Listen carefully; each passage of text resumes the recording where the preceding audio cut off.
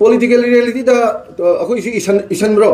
1947 ki pungtra ma khaida flag khai gale Indian independence 14 August Manipur independence phange Indiana 15 August phange ako ne independence phanga matung da constitution seme da pan jaw da bro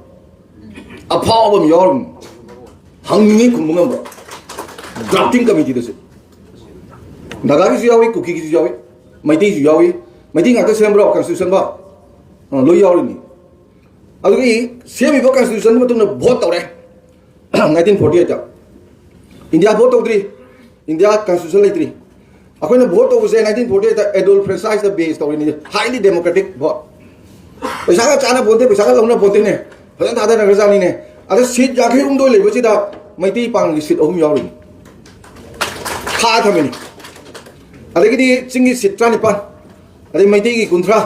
adagi education ka commerce ka ni punna yakhe umdo ne assembly assembly phama ba assembly do madu huji ke assembly phami jigu mana te city maning tamale pa ke assembly ne ba yam chawasan status ko 1948 da 49 da tin gre yare pare sai matang je to je ba ate hainer gum je ba 49 da tille bharata city political reality di sumdra ne pulle parsi state boy territorial council le union territory le statehood 1972 phange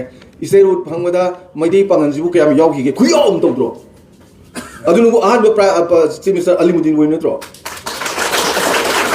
ALIMUDDIN ro ba chief minister buji kana lai ge loi na maxi mai dream ka tari loi na ba ALIMUDDIN ji history thilo so kadra ba adu jo karam ba state ta karam ba status chief minister woi na full fledged statehood